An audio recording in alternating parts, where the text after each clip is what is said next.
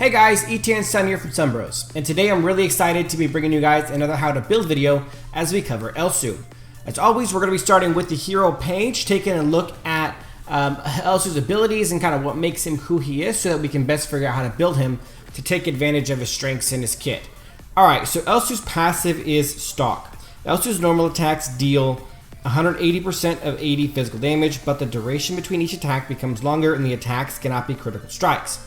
Each 1% critical strike Elsu gains is converted into 3 attack damage. While not in combat, Elsu can hide next to obstacles and gains 16 to 30% movement speed depending on his level. Elsu's first ability is Sentinel. Elsu places a device by his feet, enabling him to see everything within 600 to 1000 units depending on his level from the device. Each device can be placed every 50 seconds, up to 3 may be in reserve and up to 3 may be placed on the map. Each device lasts 300 seconds, but loses its effectiveness if captured by enemy heroes. Elsu's normal attacks and abilities deal additional damage to those within the area covered by the device. The passive for Sentinel is, when not moving, Elsu gains 1 stack of ambush every second, and up to 5 stacks in total. Each stack increases 7% armor pierce. This effect is canceled when Elsu moves. Now, this goes up to 12%. At level 6, and obviously the amount of time between everything goes from 50 seconds to 40 seconds. There's a 1.5 second cooldown to place Sentinels with a 30 mana cost. Obviously, you have to wait for them to be charged up. Next ability is Snipe. 1.5 second cooldown, 60 mana cost. Elsu aims and fires, dealing 1000 base damage, 1600 base damage at level 6, plus 240% bonus AD, which is a 240% scaling is huge. Physical damage and reducing the target's movement speed. Aiming requires 2 seconds, but releasing the shot early may cause it to fire errantly.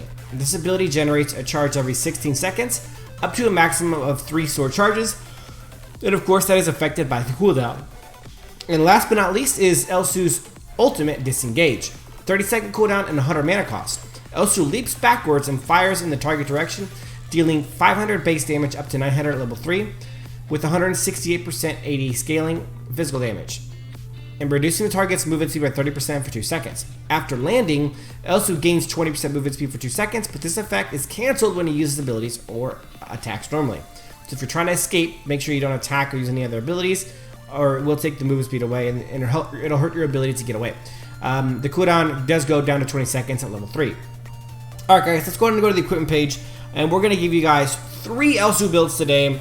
And we'll aptly name them all for you guys so you know which one is which, and we're going to show you statistics as to what they bring to the table regarding Elsu. Elsu is a very unique hero in that a lot of his stuff is more exact than other heroes, and it's a lot more confined, so we're going to end up showing you a really solid base of stats of what it looks like to use each build and what pros and cons each build offers. The main build we're going to be showing you is I'm going to call it the hybrid build. It's kind of an in-between. We're going to be showing you a hybrid build, and we're going to be showing you an auto attack heavy build, and we're going to be showing you a build that is really heavy in the snipes, really to kind of just emphasize the damage in snipes. Okay, now first item for our hybrid build is going to be Fafnir's Talon, and the reason why is because it kind of gives Elsu quite a bit of everything that it needs early. Attack damage. Attack speed is critical to making the most of what Elsu can bring to the table as a hybrid hero. One that can engage and use auto attacks, and one that can also do a lot of damage with the snipes.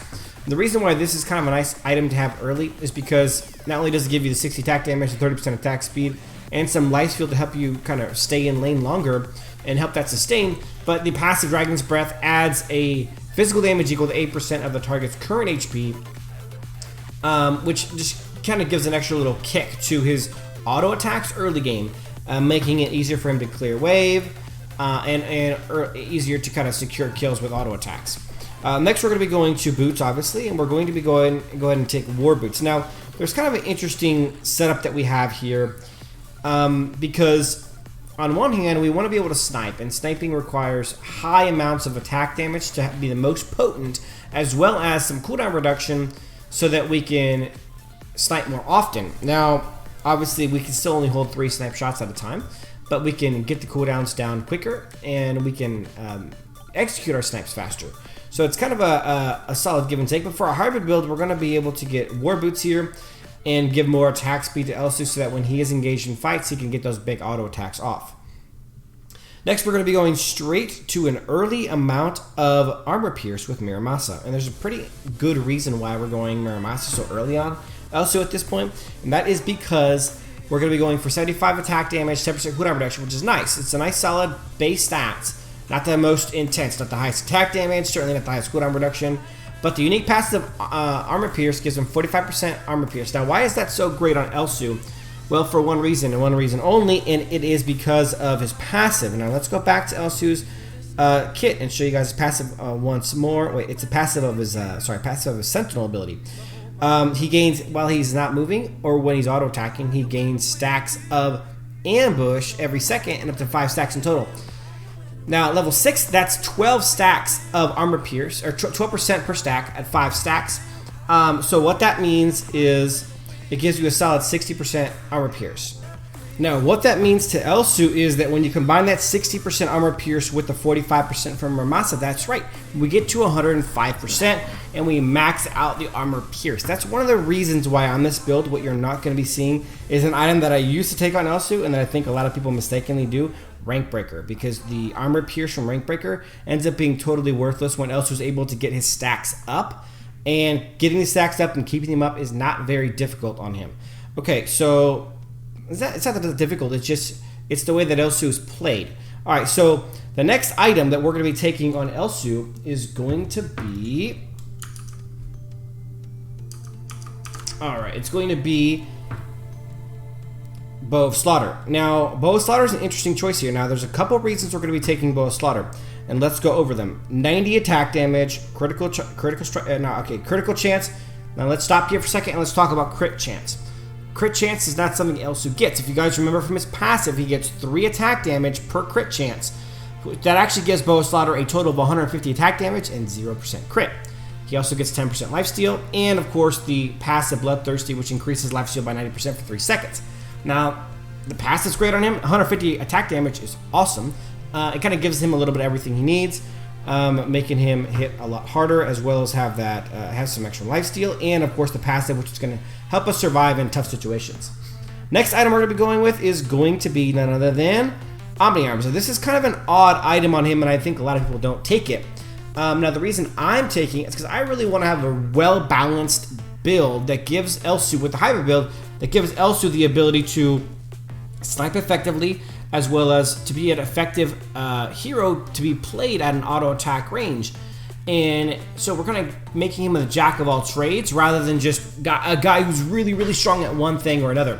So Omni Arms is going to give him 70 attack damage, 15% attack speed, lifesteal, cooldown, some health, and then of course the passive, which is going to come in handy at any time we want to engage in a fight. If we have one snipe shot left and we snipe into the fight and then we want to get in and auto attack, that next auto attack is going to have a lot of extra damage. And with most of these builds, they end up around 1,000 to between 1,000 and 1,150 attack damage.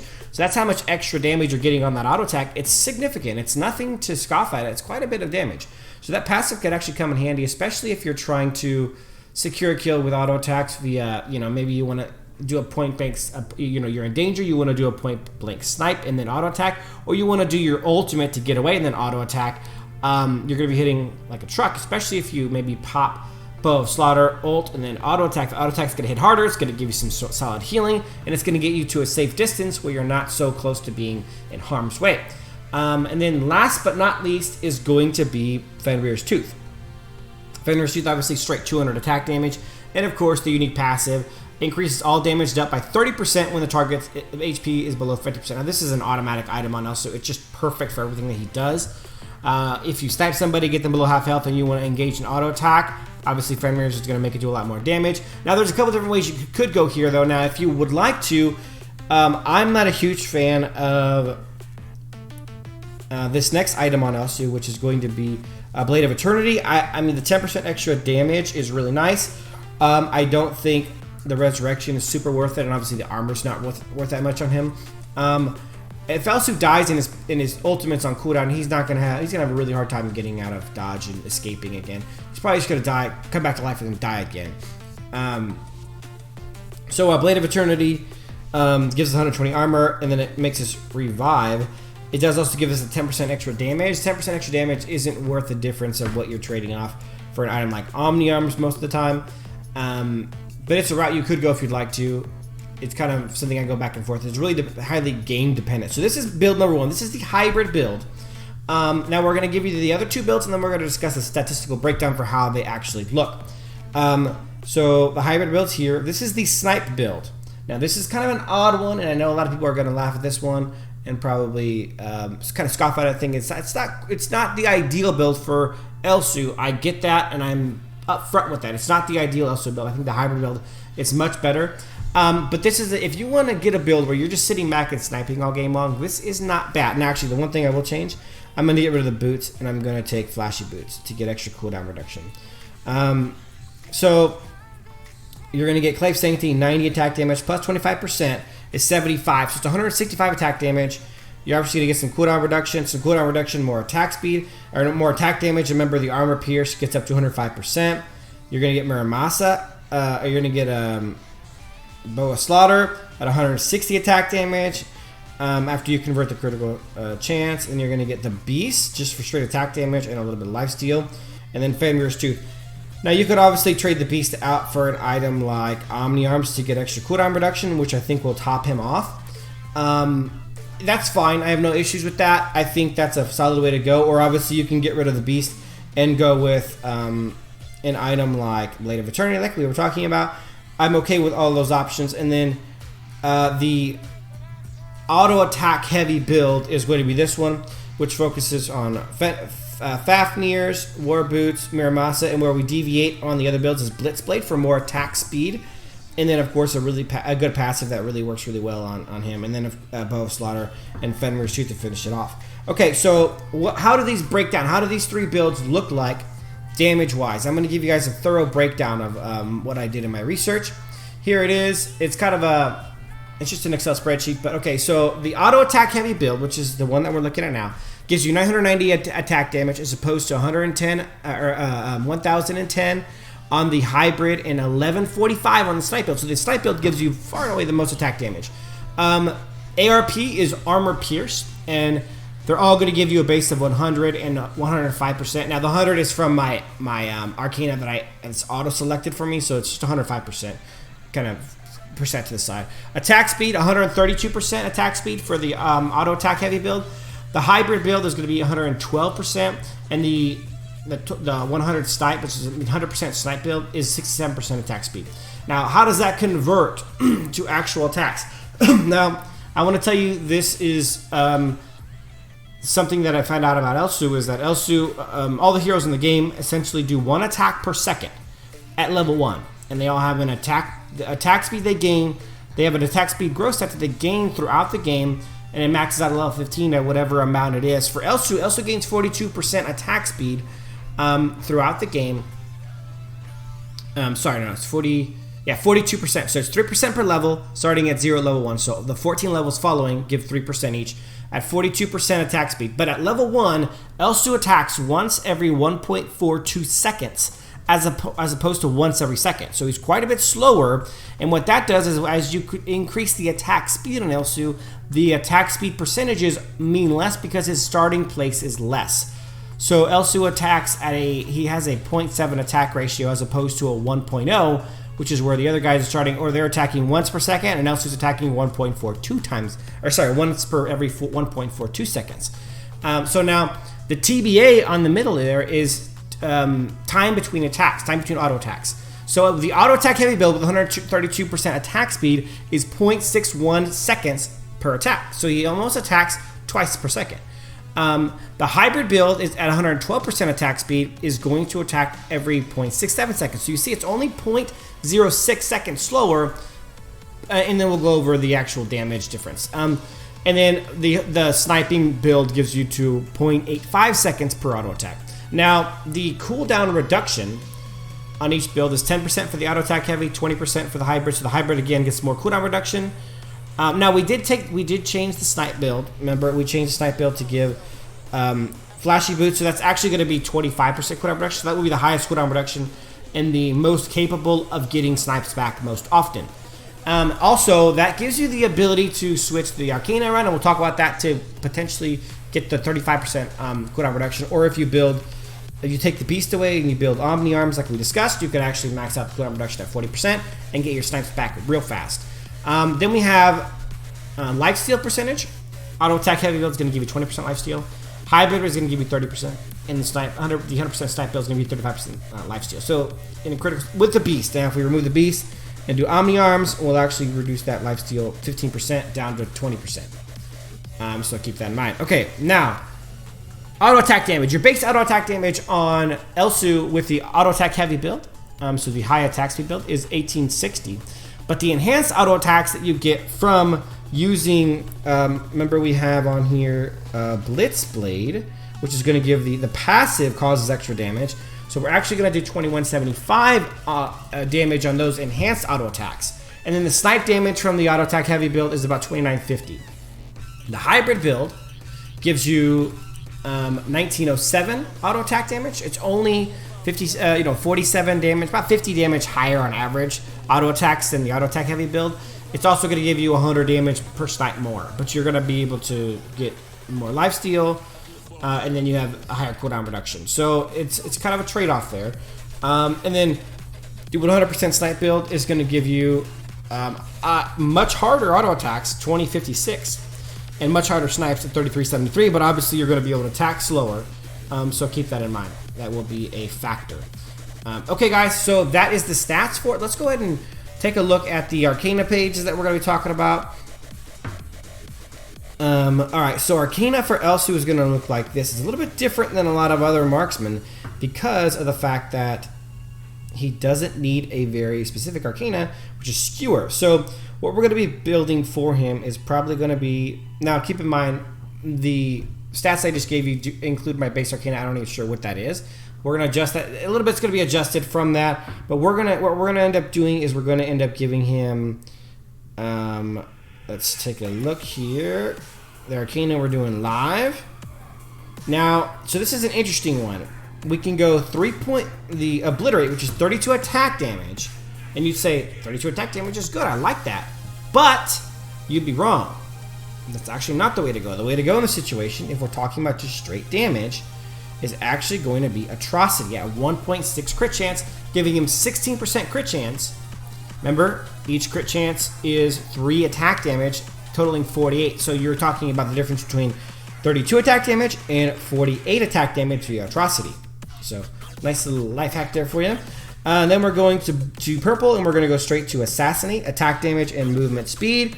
Or you can do Gorilla if you like. I mean, really, either one is going to be fine. And then we're going to go to green, and normally on Marksman we would get Skewer, attack damage, armor pierce, but that is not necessary because we don't need any more armor pierce. We get over 100% with the Skewer, with the our item Miramasa and our passive on our first ability. So now we're looking at other options for green. Now we could go something tanky. We're not going to do that. We could go for Flurry to get attack speed, armor pierce. That's silly. Hex doesn't make any sense. So nothing really fits the mold. So we're going to end up going Focus to get an extra 10% cooldown speed. So let's go back to our stats here. Our Snipe Heavy build is going to max out at 40% cooldown reduction. Our Hybrid build is going to get to 30%. And then our Auto Attack Heavy build is going to get 20% cooldown reduction. So those are the things we're going to be looking for as far as the stats. So that's actually pretty awesome. And then we're going to be looking at talents last but not least. And there's a couple different options to take here. You could do Heal. You could do Roar, which will give him a huge increase in attack speed and some attack damage. If you're building a build that, you know, you want to, maybe the hybrid build or the auto attack heavy build, Roar is certainly a great option. Heal's another option, or you could use Sprint to get yourself to safety. The combination of Sprint plus, you know, his ultimate is a nice bit of movement speed.